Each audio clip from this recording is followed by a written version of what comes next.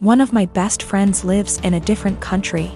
We met years ago online and have talked almost daily to what is approaching a decade.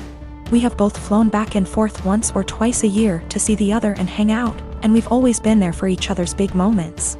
She found out last year that she is expecting her first child, and it was amazing news for us all. I was so happy for her to start the family I know she's always wanted with her husband.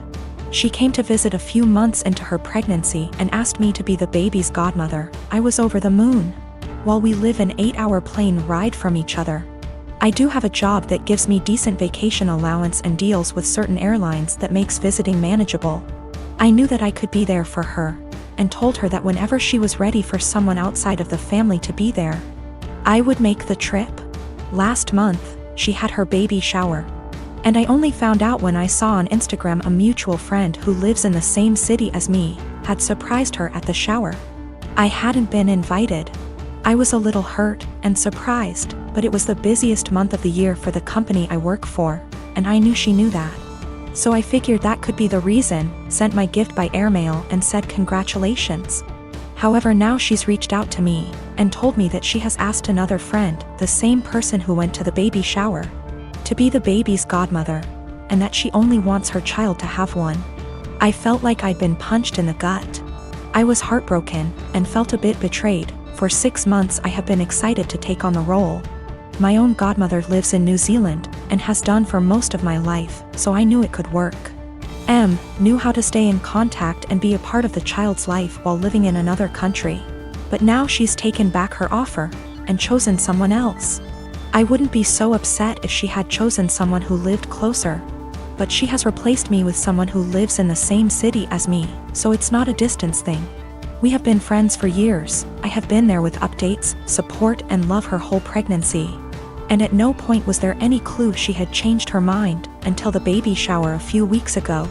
I don't know if I should confront her, tell her I'm hurt, or just accept her decision. It's her baby. And I would never want to force her into a decision she wasn't happy with. I just don't know what to do or say to her now. I want to let her know I'm sad that I'm missing out, but I don't want to sound like I'm whining. And I want to know why she changed her mind, but I'm scared the answer will just upset me. My brother is a very hardworking man, and at 27 he is now very wealthy and doing well for himself. He's been with this girl for 6 months, and throughout the time we have gotten close because we both like hair, makeup, and shopping.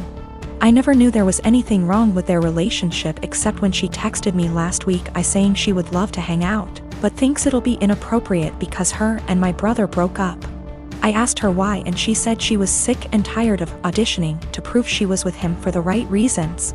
She went on to say that my brother is paranoid she's after his money, so he would test her, like leaving out his bank statements on their bed and getting upset when she picked it up, going out to eat at high-end restaurants he requested and leaving his wallet on home at purpose to make her pay the bill and prove she's not going out with him for money, never buying her gifts and questioning her when she asks why he doesn't.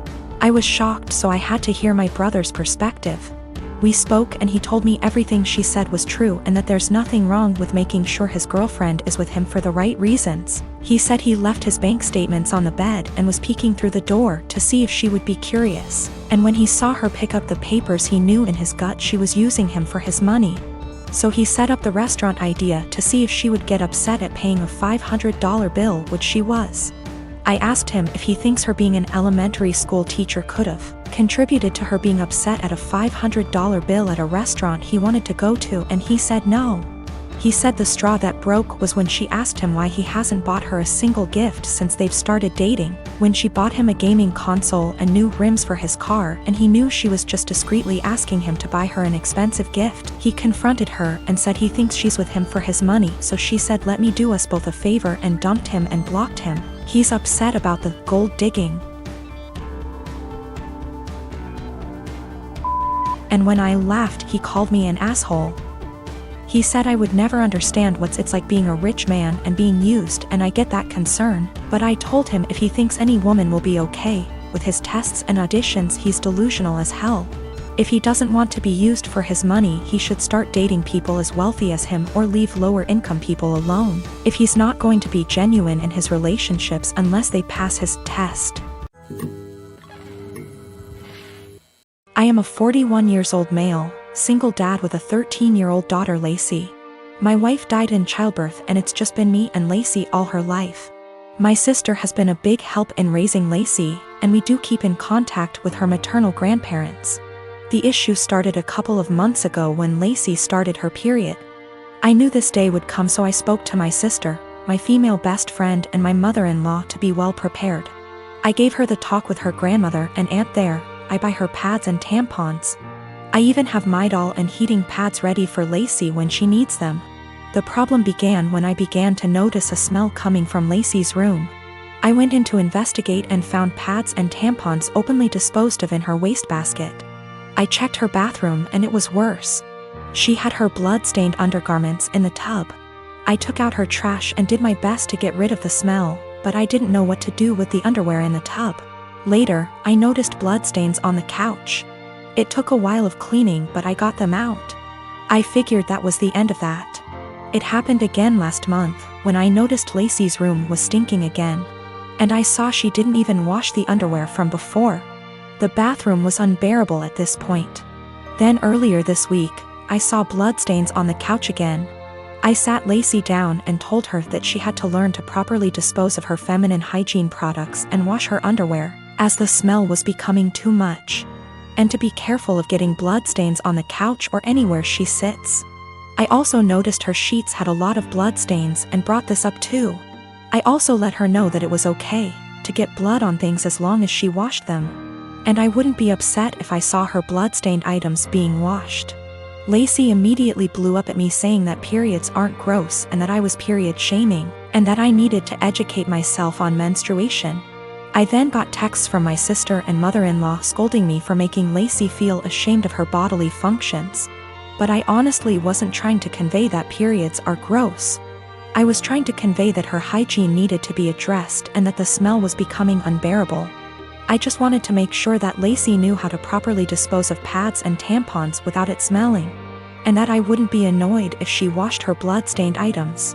We have washed the sheets with hydrogen peroxide and purchased some OxyClean for future instances should we need it. I have asked her aunt and grandmother about, and they'll be able to give her more info as different hygiene products she can use. My husband Nick was married to his first wife Vanessa for 5 years, and they had 2 amazing kids, Luke and Lila. Sadly, Vanessa died in an accident 11 years ago when the kids were very young. I started dating Nick 8 years ago, and we started off very slowly for obvious reasons. Nick has always been a little more distant than anyone I'd ever been with. But he and the kids lost Vanessa so young that I understood it. After 3 years of dating, Nick asked me to marry him and I moved in. I've always had a really great relationship with Luke and Lila, and they were happy for me to marry their dad. I had wanted an actual wedding, nothing big. But Nick really didn't want one, so we got married at the courthouse with just Luke and Lila present. We had a really fast engagement, but it worked for all of us. I have loved being Luke and Lila's stepmom and officially adopted them after I found out I was pregnant with our son, Casey. The kids have been so great with Casey and help out so much. Nick was wonderful during the pregnancy and had always been a really loving dad and husband. But Nick has been pulling away a lot the last few months. He's been even more distant than usual and working late nights and going away with friends almost every weekend. I've tried talking to him, but he's been impatient with both me and the kids. I found out I was pregnant in June and am now 21 weeks pregnant with a girl. The kids are excited to have a little sister, but Nick just seems so indifferent to everything and everyone. He's been missing soccer games, Lila's birthday, doctor's appointments, etc. Casey is too young to notice, but Luke and Lila are so hurt by their dad's absence. These kids are so good and they lost their mom so young, and I'm infuriated that Nick is ignoring the kids like this. Last week, I finally sat Nick down and told him that he needs to stop disappearing and be more present in our lives. We're going to have another child soon, and before we know it Luke and Lila will be grown up and going to college. After an hour of arguing, he screamed at me that he wished Vanessa was still alive and that I had switched places with her and died instead. He also threw in some awful comments that I need to stop pretending I'm Luke and Lila's real mom and that I'm only half the mom Vanessa was. The final straw was him saying that he never even wanted any kids with me, but did it so I'd keep busy and leave him alone. I'm so beyond hurt right now. I know I'm just his second choice. But I've always tried to honor Vanessa and tell Luke and Lila how lucky they were to have her as their mom. I love all of our kids more than anything, and I'm just so heartbroken.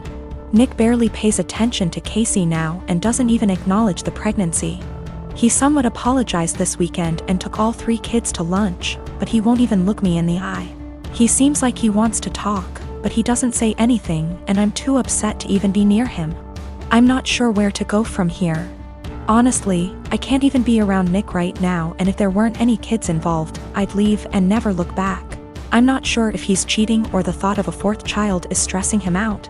But I'm devastated and not sure how or why I should save this marriage, besides doing it for the kids.